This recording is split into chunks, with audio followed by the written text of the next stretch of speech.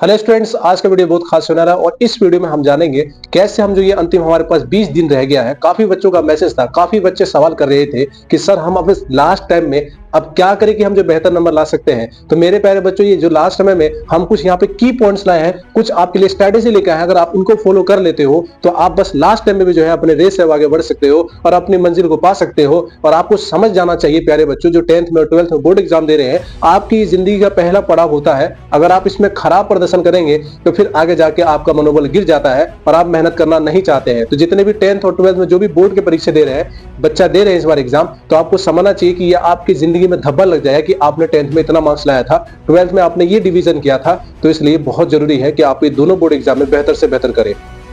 तो किन चीजों का ख्याल रखना मेरे प्यारे बच्चों, आइए हम इस बोर्ड परीक्षा में आपको बताते हैं। सबसे पहले मेरे प्यारे बच्चों, आपको समझना चाहिए जो रेस चल रहा है, इस रेस में आप नहीं हो। 15 से 17 लाख विद्यार्थी आपके साथ इस बार एग्जाम देने वाले हैं और इस रेस में अगर आप पीछे हो गए ना तो इसके जिम्मेदार आप होंगे। सारे बच्चों के पास 24 घंटे हैं। कहते हैं ना कि लोगों के पास दो चीज समान होती है, चाहे उसका टाइम और उसका एनर्जी। अगर वो टाइम एनर्जी दूसरी जगह लगा देता है, अपने मंजिल से दूसरी मंजिल में लगा देता है, तो वो कामयाब नहीं हो पाता है। सिर्फ एक चीज पर भी फोकस करना है आपको, एक चीज पे ध्यान रखना है, अपना टाइम और एनर्जी एक चीज पे ध्यान देना है। अपने पूरे समय और ऊर्जा को सिर्फ एक चीज पे लगा दीजिए, वो है आपकी पढ़ाई, वो है आपका बोर्ड एग्जाम आने वाला है और उसमें आपको बेहतर प्रदर्शन दिखाना है, आपको बेहतर से बेहतर परफॉर्मेंस दिखाना है। इसके लिए अपना टाइम और एनर्जी बचा के रखें। तो प्यारे बच्चों सुनिए, पहला पॉइंट मैं आपको कहूंगा कि रेस में आप दौड़ रहे हो और ये रेस में 15 से 17 लाख विद्यार्थी इस बार एग्जाम देने वाले हैं और आप उसमें एक बच्चे हैं। अगर आप भी इस बार मेहनत करेंगे तो बेहतर नंबर ला सकते हैं, फर्स्ट डिवीजन आप कर सकते हैं, माँ बाप का सपना साकार कर सकते हैं, माँ बाप की उम्मीदें पूरा कर सकते हैं। और सबसे पहली बात समझेंगे हम लोग, आप सब जानते हो कि कछुआ और खरगोश का जब रेस होता है,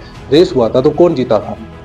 कछुआ जीता था, जबकि खरगोश बहुत स्पीड दौड़ता है। सब लोग जानते हो, इसमें कोई नॉर्मल सी बात नहीं है। लेकिन पता है, कछुआ जो है अंतिम लाइन तक अपना स्पीड बनाए रखा और खरगोश ने बहुत आगे गया, वहां जाके वो आराम करने लगा, कंफर्ट जोन में आ गया और वहीं वो जो है मैच को या अपने लाइन को या अपने जो रेस को हार जाता है और कछुआ अपनी स्पीड लास्ट टाइम तक बढ़ाए रखता है और आगे जाके वो जो है कामयाब हो जाता है। तो मेरे प्यारे बच्चों, मैं आपको भी यही बात कहना चाहूंगा कि अंतिम समय में अपना स्पीड मत खराब कीजिए। अगर इसको आप खराब कर लेंगे, अंतिम लाइन में अगर आपका स्पीड बेकार हो गया तो फिर आपका रिजल्ट अच्छा नहीं होगा। आपने इतने दिन क्या पढ़ा था उससे कोई मतलब नहीं, लेकिन लास्ट टाइम में आप कितना मेहनत करते हो, कितना प्रैक्टिस करते हो, कितना हैंड राइटिंग प्रैक्टिस करते हो, ये माने देता है, ये मतलब होता है। तो प्यारे बच्चों, सबसे समझिए कि क्रिकेट मैच जो होता है तो उसमें कब जीतते हैं? क्रिकेट मैच आपने सुना होगा, क्रिकेट मैच कभी देखते हैं कि शुरुआत बहुत अच्छा जाता है, लास्ट टाइम खराब होते ही मैच हार जाते हैं। इसी तरह अगर आपका शुरुआत अगर थोड़ा खराब चल रहा है कोई दिक्कत नहीं है, लेकिन लास्ट टाइम बेहतर कर लेते हैं तो हमारे मैच जीत जाते हैं। तो आप क्रिकेट मैच को भी समझिए, आप इसी गेम को अपना समझिए, इस रेस में आप समझिए। मैंने आपको दो एग्जाम्पल दिया, आप दोनों एग्जाम्पल को समझ कर इस पर काम कीजिए कि अंतिम लाइन में स्पीड आगे बढ़ाओ, स्पीड को आगे बढ़ाओ। और आगे देखिए मेरे प्यारे बच्चों कि अभी कोई कहेगा कि आपको कोई रूटीन, मेरे को बहुत सारे बच्चे सर कह रहे थे सर 20 दिन रह गए, अब मैं क्या करूं? प्यारे बच्चों, आपको कोई रूटीन नहीं, आपको कोई रूटीन नहीं होना चाहिए। जो आपका हार्ड विषय है, जिस पे आपको ज्यादा लगता है कि मैं इसमें अच्छा नंबर नहीं ला पाऊंगा, उस पर आप ज्यादा काम करें। मैं सारे बच्चों 10th वाले कहूंगा कि आप मैथ पे ज्यादा फोकस करें, आप लैंग्वेज विषय पे ज्यादा फोकस करें, इस पे काम करें। इजी विषय पे कम से कम समय दें। मैंने पहले वाली वीडियो में बताया था कि किस तरह से हम जो इजी होता है, मॉडरेट होता है, स्ट्रांग होता है, उसको कैसे पढ़ते हैं, तो इस पे आप ध्यान रखिएगा। उसके बाद अगर कोई बच्चा कह रहा है कि मेरे पास क्या, सिर्फ कहूंगा मैं सिर्फ स्टडी करो, सिर्फ पढ़ाई करो, सिर्फ पढ़ाई करो, नो रूटीन। जितना हो सके उतना पढ़ो, जितना हो सके उतना लिखो, जितना हो सके उतना मैथ बनाओ, जितना हो सके। जितने बार सारे बच्चे इस बार एग्जाम देने वाले, practice practice practice, revision revision revision, बस। मिनिमम पढ़ने का टाइम कितना होना चाहिए सर? तो आपका 9 से 10 घंटा पढ़ना चाहिए। अगर नहीं पढ़ते हो फिर आपका रिजल्ट अच्छा नहीं होगा। 9 से 10 घंटा एकदम मिनिमम पढ़ना ही आपको। अभी ठंडी के समय आ गया, आपको पढ़ा नहीं जाएगा। काफी बच्चे कहते हैं सर ये ठंडी के समय में पढ़ाई कैसे करूं? एकदम एकदम पढ़ाई कर सकते हो। ठंडी के समय पढ़ाई करने का ये तरीका होता है कि ठंडी के समय में लोग जो है बहुत कम जो है घर में रहते हैं और वो बाहर निकलना नहीं चाहते। तो अगर धूप निकले तो कम से कम 15 से 20 मिनट आप धूप में रहें, जिससे क्या होगा कि आपको एक एनर्जी मिलेगी। और पानी बहुत सारे बच्चे कम पीते हैं, आप पानी पीजिए ठंडी के समय में, इससे क्या होगा कि आपको अच्छा लगेगा। और हमारे दिमाग में एक मेलाटोन जैसा होता है जो हमें जो है बहुत ज्यादा नींद जैसे लाती है, हमारे दिमाग को रेस्ट कर देता है। तो ऐसा नहीं करना आपको एक गिलास पानी पीना है, आपको धूप में भी थोड़ा 15 से 20 मिनट पढ़ाई कर लेना, धूप में अच्छा रहेगा। और उसके बाद जो है आप कभी भी बेड पे बैठ के, बेड पे जो है आप कंबल पे रख के, और उस बेड पे नहीं पढ़े, अपने टेबल ले ले और साइड में कुर्सी लगा के बैठ के पढ़े, सो के ना पढ़े। ये ठंडी में, समझ गए?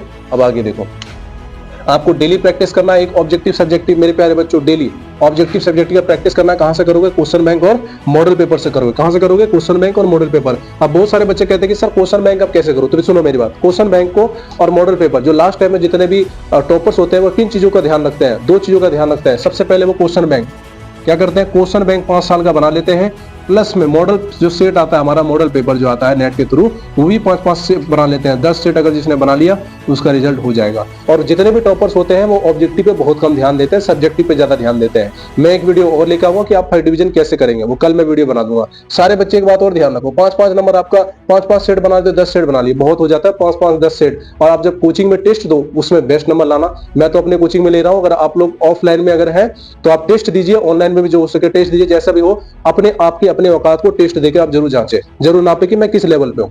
उसके बाद बच्चों आप 5 चीज पे, 5वां नंबर जो हमारा फोकस ऑन राइटिंग स्किल पर। आप कितने खूबसूरत हो आपको एग्जाम में कोई नहीं देखने आएगा, आप कितना अच्छा सुना देते हो, कितना अच्छा जवाब दे पाते हो, इसको कोई देखने नहीं आएगा। आपकी राइटिंग देखेगा एग्जामिनर, कॉपी चेक करने वाला आपका देखेगा कि आपने राइटिंग कितने अच्छे से लिखा है, आंसर को किस तरह से लिखा है, क्वेश्चन को किस तरह से सजाया है और उसको किस तरह से किस हिसाब से कितने शब्दों में लिखा है, 2 नंबर वाले कितने शब्दों में लिखा है, कितने लाइन में लिखा है, ये सब माने देता है। तो आपकी शक्ल नहीं आपकी हैंडराइटिंग को देखना चाहता है। और जितने भी टॉपर्स हैं मैं उनको एक चीज दिखाऊं कि उनकी हैंडराइटिंग बहुत अच्छी होती है, इसलिए आप हैंडराइटिंग पर भी काम करें और अच्छे तरीके से लिखें। मैं एक और वीडियो लेकर आऊंगा कि 2 मिनट में हैंडराइटिंग कैसे सुधारें। 2 मिनट में तो सुधरेगा नहीं, समय लगता है, लेकिन मैं एक स्ट्रैटेजी बताऊंगा कैसे आप उसको फॉलो करेंगे जो अच्छा कर लेंगे। आपकी लिखावट अच्छी होनी चाहिए। प्रश्नों का उत्तर शब्दों में देना आपको। अगर 2 नंबर वाले हैं तो आपको कितने शब्दों में देना है, 50 से 60 शब्दों में। अगर 5 नंबर वाले हैं तो कितने शब्दों में देना आपको, 100 से 120 शब्दों में देना है, ठीक है। और प्रश्नों का उत्तर आप खुद लिखेंगे, प्रश्नों का उत्तर आप खुद सजा के लिखेंगे, अपने हिसाब से लिखेंगे, ना कि हम पूरा कैश पेपर गोल्डन का या मॉडल पेपर का उठा के छाप देंगे। खुद से क्वेश्चन को समझिए क्या कहता है, जलियांवाला बाग हत्याकांड में क्या हुआ था, अच्छे से उसको समझ लीजिए, अच्छे से बैठा के खुद से बनाइए, पेपर लीजिए और उसको बैठिए घर में प्रैक्टिस कीजिए। मैं एक चीज जानता हूं, जितने जगह सब बच्चे पढ़ रहे हैं सब जगह टेस्ट हो रहा है, आप टेस्ट दो, जितने बच्चे हैं बेहतर से बेहतर नंबर उसमें जो है टेस्ट में लाने की कोशिश करो। अगर आप कोचिंग में बढ़िया नंबर ला रहे हो ना, फिर आप जो है फर्स्ट आने से या टॉप करने से कोई नहीं रोक सकता। तो कोचिंग पे खासकर ध्यान रखें। मैं भी अपने कोचिंग में कहता हूं, अगर कम नंबर ला रहे हो बच्चों, देखो फिर आपका रिजल्ट खराब होगा। यहाँ आपको मैं पढ़ाया हुआ दे रहा हूँ, नहीं कर पा रहे हो, बोर्ड परीक्षा में कुछ अलग आ गया तो फिर कैसे करोगे। तो इस चीज का आपको ध्यान रखना है।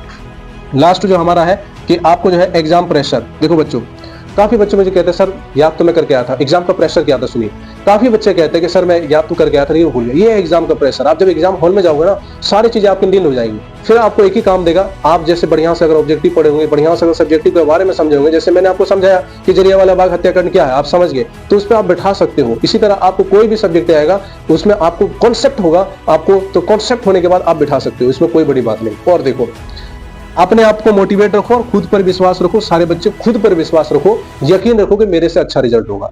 आप कभी ना सोचिए कि अब मेरे से नहीं होगा, बहुत समय है ना, मेहनत करो, मेहनत करो, बहुत समय है, अच्छा रिजल्ट होगा। बहुत सारी उम्मीदें हैं माँ बाप को, शिक्षक से आपको।